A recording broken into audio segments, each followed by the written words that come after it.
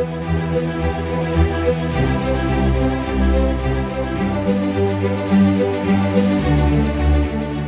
everyone. Our presenter is Daisy Papp, and her presentation is on Love is the Answer, No Matter the Question. Good morning, good afternoon, good evening, everybody. From wherever you tune in into this presentation, I do believe love is the answer, no matter the question. And I have many reasons why I do think so, because I worked with people over the past 30 years from around the globe. And once they understand love and once they know what love is and how to live love, then everything in their life changes. So I'm going to share with you how we can do that, because I believe humanity is at great risk. And had we known how love is the answer, we would have not ended up in the situation that happened globally over the past 3 years. Humanity is at risk. We know there are wars currently, and there are threats of nuclear wars, biological warfare, global pandemics, climate change, lack of biodiversity, artificial intelligence, nanotechnology, and the list goes on and on and on. But let's go back to the roots. We are here and you listen to me and I can speak to you because we are humanity. We are humans and we are the one human family. When we understand what love is and what love provides us with, we don't need to fear the future. So let's speak a little bit about the underdogs. I don't know how well you speak English or if it's your first language. To me, English is my second language. But underdogs are those who have a bad chance, who most likely will lose, but they are still up there and they're still hanging on to what they desire and what they want. It's like the crypto community, underdogs.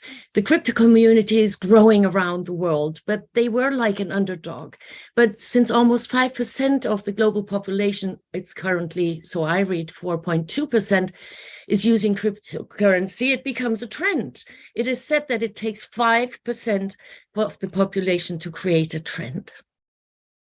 Loving humans are also underdogs because we are many, but still not mainstream. But when 5% of the population learns about love, what love is, how to measure it, it also becomes a trend. Just for a second, imagine a world where love is a trend. Can you imagine a world where your children, your children's children, your loved ones all live in loving and caring societies? So what can we do now? We are many. Together, we are strong. Let's make this world a better place for you, also for me, for all, for future generations to come. Now, this is a piece of art. It is actually made of steel nails, 8-centimeter long steel nails. If you stay with me, I will share a little bit about that at the end of the presentation. Saving humanity, that's my big mission. I'm working on it and I do most of it all by myself. Besides, I have a few people who give me tailwind, who support me mentally, who say, Daisy, come on, you can do it and continue doing what you're doing. And of course, my family supports me as well. But it's a very complex and multifaceted goal that requires addressing a variety of issues.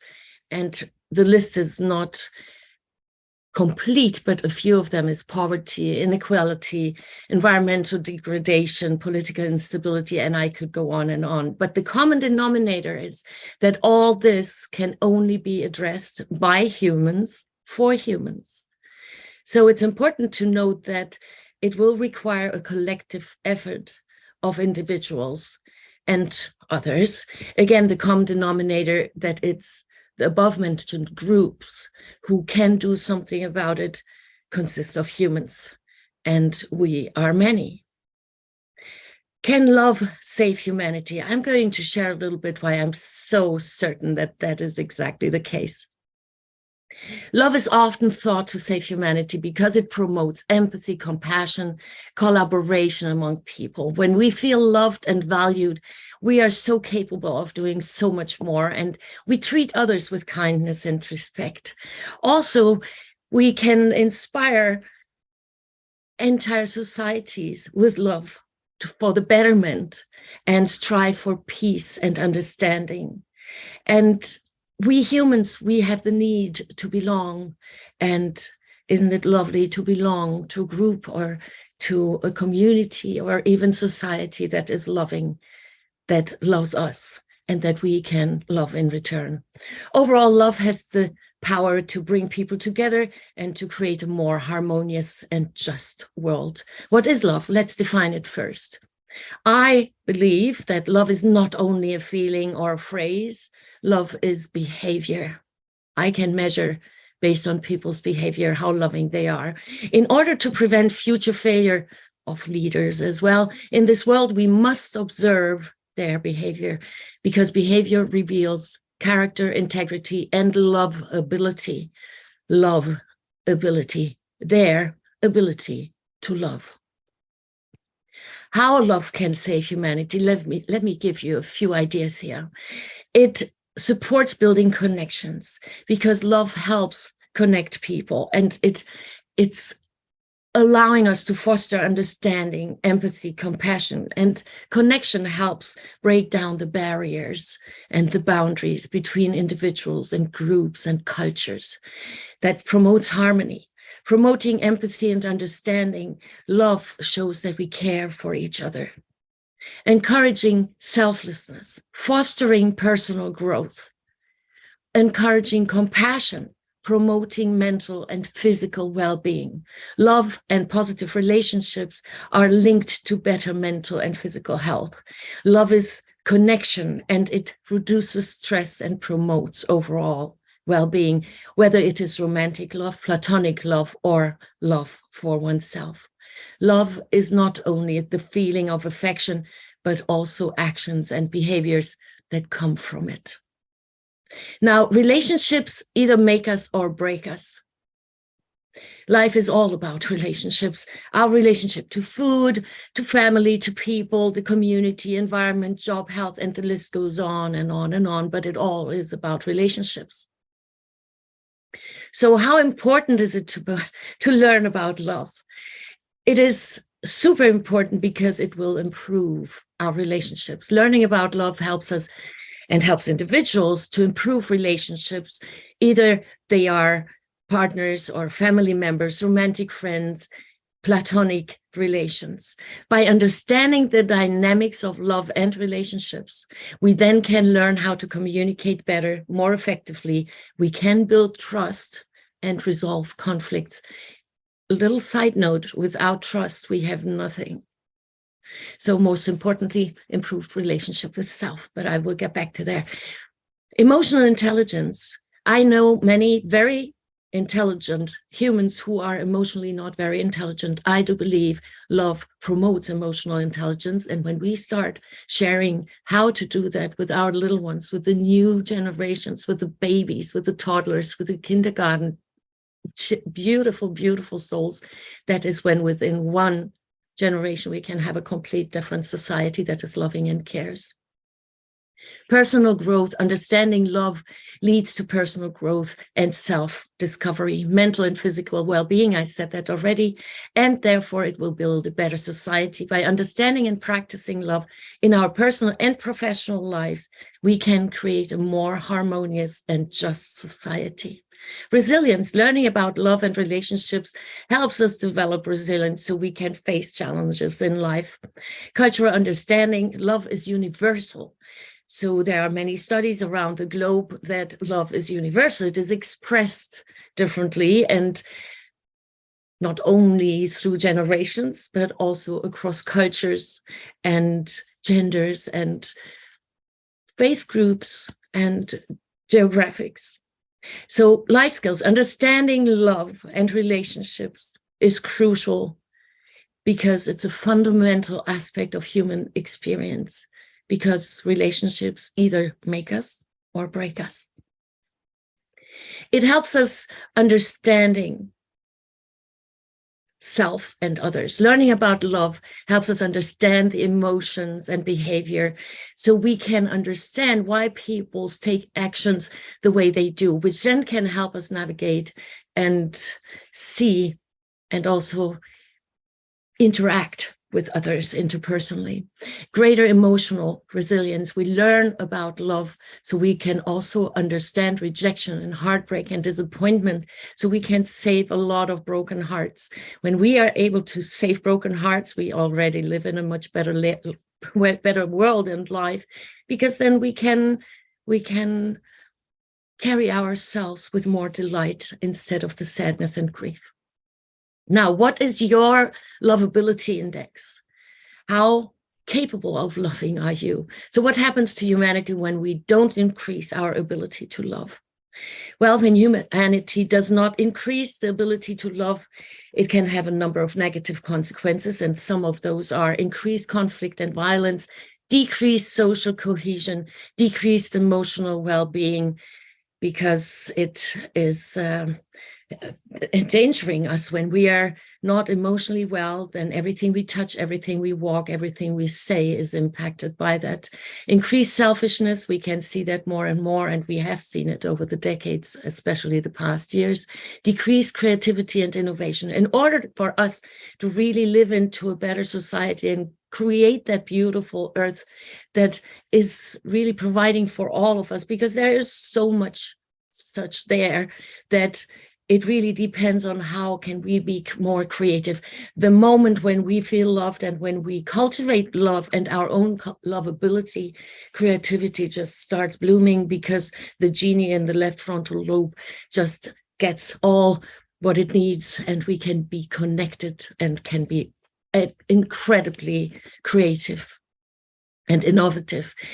Then decreased productivity, when we do not foster and if we do not develop more and step onto the path of evolution of lovability, we have decreased productivity, decreased quality of life without love. Overall, without an increase in our ability to love, humanity may become even less compassionate, more isolated, less capable of creating a positive and supportive world for all. So now, how to increase love in this world? Well, we must stop divide and conquer. That's number one. Most important, we must stop that, because it is every year there's a new, the vegans against the meat eaters, and then those who eat dairy and those who do not, then the cat lovers versus the dog lovers, man versus women. I now hear, and I even see it in big papers, I mean, insider papers, that, oh, yes, let's empower women. I think that is bull manure. We must empower humans so that their lovability can increase and we can together generate a much better life. So let's stop the divide and conquer. It's well known in history. We have seen it, and we want to stop that. Let's admit, we have much more in common than we sometimes like to admit. We have a head, we have a torso, we have a body, we have organs, blood, bones, and I could go down to the cellular level. We have feelings and emotions, and we also have fears. We have dreams, and we long for love. Let's remember, we are one human family, and together we are strong. We are many. And when we find ways that we can find our I say, lovability index, compatible ones, then everything is possible. A question that applies to all members of the one human family: did you choose your birthplace? Did you choose the culture you were born into? Did you choose the faith or religion you were born into? Did you choose your gender? Did you choose at birth? Okay, so did you choose the color of your hair? Did you choose the color of your eyes? Did you choose the amount of your skin pigmentation? The answer is no, because you did not choose your birthplace. You did not choose the culture you were born into, the faith or religion, and neither did anyone else walking on this planet. Not one human I know choose any of the above at birth. So let's say yes to love. I can choose my behavior. You can choose your behavior. He, whoever he is, can choose his behavior. She, whoever she is, can choose her behavior. We can choose our behavior, and they, whomever they are, can choose their behavior. Behavior is always a choice, and behavior is all that matters. How to increase love in this world, show love and kindness to others, practice forgiveness, very, very important, so we don't carry that heaviness within ourselves. Show gratitude, let's volunteer, connect with others, educate yourself, and share with others. Love is the answer, always, no matter the question. And when we come together, magic can happen. And imagine the heart field, the magnetic field of the heart is very large. It's about 3 meters in diameter. And when we come together, imagine what will be possible. Love is always the answer, no matter the question. This is a courageous statement. Who am I to speak about love? My name is Daisy Papp. I love humans. I'm a mother. I'm a best-selling author, a speaker, podcaster in 92 countries, excellence coach, and so much more. But I am how I behave. And let's find out, how do you feel when you feel loved? Does it make you more confident, accomplished, trusting, creative, empowered, capable, inspired, patient, peaceful? And I made some funny here, because I took the initials of these words and made up a new word. It's Katzezip. So yes or no? Do you feel any of those when you feel loved? If your answer is yes, great. You're much needed in this world. Please stay here, and we need you. And I want to recruit you as an honorary love ambassador. And if your answer is no, I have wholeheartedly compassion with you. And please get in touch with me. I'd like to learn from you. How is it possible that you do not feel better or accomplished or more peaceful when you feel loved? And I'm here to help. You can contact me at daisypapp.com, or my podcast is baldandblonde.live, or what I really stand for is humanism.global, because I love humans. Now, I almost forget. This is a piece of steel nails. I very much like steel nails and create art with steel nails. And I made this in 150 hours of hammering on the floor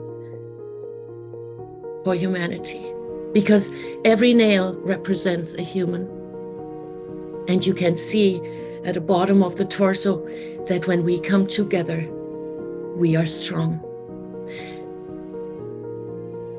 Humanism, let's go back to the very origins, because that is also starting to be twisted. They believe now that humanism has a different meaning. They just change, whomever they are, shows their behavior, that humanism is having a new definition. But I'm speaking about the very, very original definitions, which is the classical origin of the term humanitas, that also corresponds to the Greek concepts of philanthropia, loving what makes us human. Humanism, I say, let's evolve from Homo sapiens to Homo humanus, human. It's about time. We are many, together we are strong. It only takes 5% of the global population to make this a global trend. Love wins, always. And here are a few things what Humanism Global focuses on: kindness, tenderness, considerateness, good-temperedness, niceness, charity, great-heartedness, unselfishness, clemency, kindliness, good-heartedness, tender-heartedness. So there's so much good that makes us human and humane. Let's become humane humans together. Humanism.global. Together we are strong. Together, one human at a time. Together we are strong.